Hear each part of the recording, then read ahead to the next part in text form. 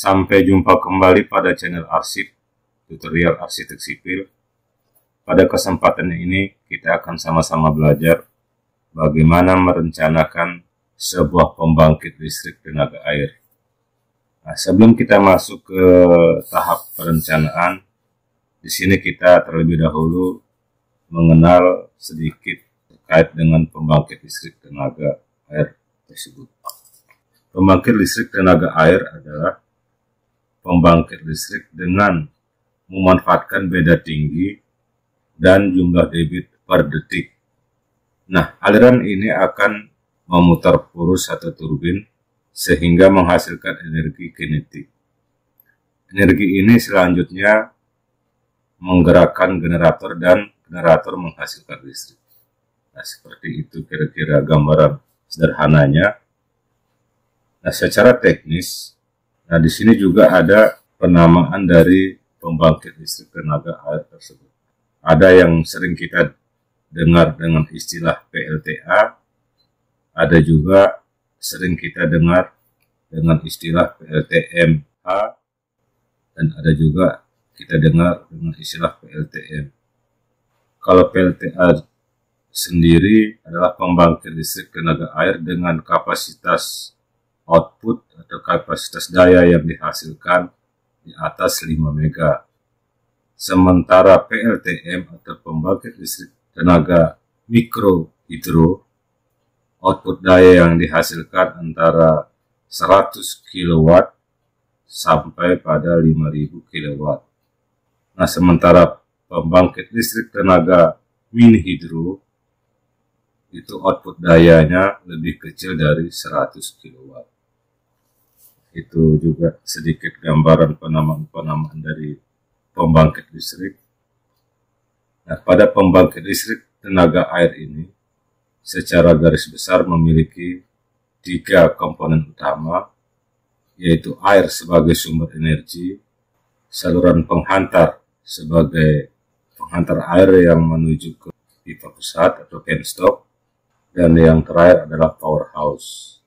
Powerhouse di sini merupakan rumah pembangkit yang tentunya di dalamnya yang terdapat turbin dengan komponen-komponen lainnya yang nantinya akan digerakkan oleh air yang nantinya akan menghasilkan energi mekanik berupa perputaran poros turbin air.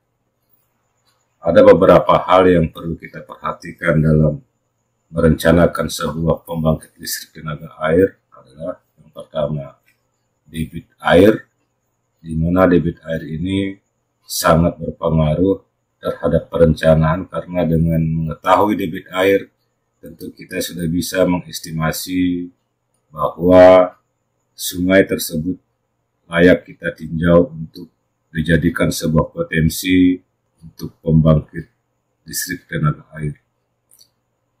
Yang kedua tentu tinggi jatuh air. Nah, di sini saya sudah memiliki skema sebuah pembangkit. Di sini ada bendungan, tentu bendung ini berada di sungai. Nah, jika debit yang kita miliki di sungai ini cukup, tentu kita sudah bisa melanjutkan ke tahap studi selanjutnya. Setelah debit air yang kita anggap cukup, selanjutnya kita akan mengamati head yang ada di seputaran lokasi. Nantinya kita akan jadikan potensi pembangkit listrik tenaga air. Head di sini adalah tinggi titik jatuh air ke rumah pembangkit. Nah, di sini saya katakan head, saya coba lihat, kita coba lihat. Kita lihat secara kasar saja. Dari akhir saluran penghantar yang dihubungkan oleh penstop ke posisi powerhouse itu ada head sebesar 97,14 meter. Artinya tinggi titik jatuh air ini ada pada 97,14 meter.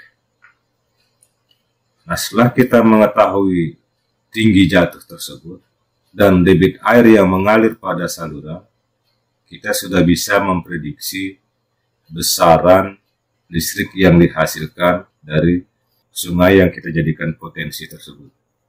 Nah, sebelum kita lanjut pada perhitungan sederhana atas data yang kita miliki, yaitu debit air dan tinggi jatuh, di sini kita akan sama-sama belajar dari bangunan-bangunan yang ada pada pembangkit listrik tenaga air.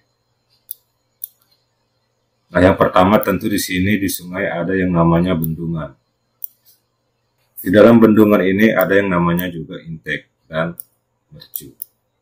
Nah, gunanya mercu ini adalah menaikkan tinggi muka air sesuai rencana yang kita akan buat.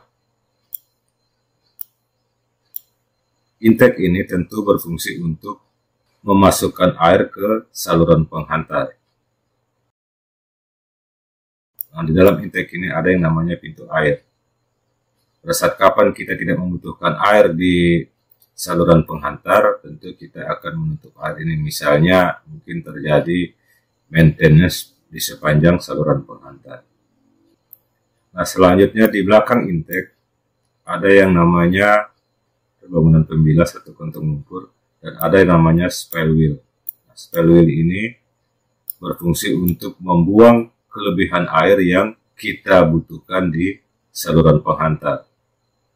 Pembilas ini juga berfungsi untuk membilas sedimen bawaan dari aliran air yang mengalir di saluran penghantar, sehingga tidak terjadi penumpukan lumpur akibat bawaan dari air yang masuk ke saluran penghantar. Nah, di penghujung saluran penghantar ini ada namanya bak penenang. Bak penenang ini berfungsi untuk mengontrol perbedaan debit dalam pipa pesat dan saluran pembawa karena fluktuasi beban. Di samping itu juga sebagai tempat penenang air atau pengendapan akhir dan menyaring sampah terakhir atau benda-benda yang masih terbawa dalam saluran air tadi. Nah, kita di sini di bak penenang ini kita mengupayakan air itu benar-benar tenang, sehingga air yang masuk ke dalam pipa pesat ini benar-benar air yang padat, tidak ada gelembung-gelembung udara yang tentu mengganggu tekanan air yang terjadi dalam pipa. Nah, pada bak penenang di sini juga ada yang namanya spill wheel. Spill wheel.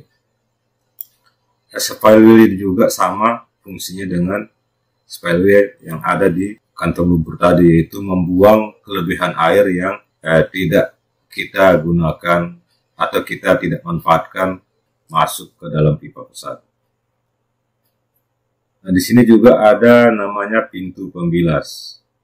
Hampir sama fungsinya dengan pintu pembilas di depan tadi yang kita sebut kantong lumpur. Di sini juga biasanya digunakan untuk membuang air pada saat terjadi yang namanya blackout. Pada saat pipa pesat tertutup secara tiba-tiba, maka terjadi tendangan balik ke arah bak penenang. Nah, pada saat tendangan balik terjadi, air yang mengalir pada saluran pembawa tentu akan masih tetap mengalir. Nah, disinilah gunanya pintu penguras di bak penenang, sehingga aliran air yang tadinya mengalir ke penstok akan dibuang ke tempat pembuangan yang ada di bak penenang. Nah, itu sedikit gambarannya seperti ini. Ya, di sini ada bendungan, ada bangunan pembilas atau kantong lumpur, ada bangunan bak penenang, dan ada rumah pembangkit. Baik, untuk sesi pengenalan terkait perencanaan pembangkit listrik tenaga air ini saya cukup dulu, dan nanti kita akan masuk ke tahap perencanaan, tentu dimulai dengan pengolahan data ukur. Terima kasih, sampai jumpa di session berikutnya.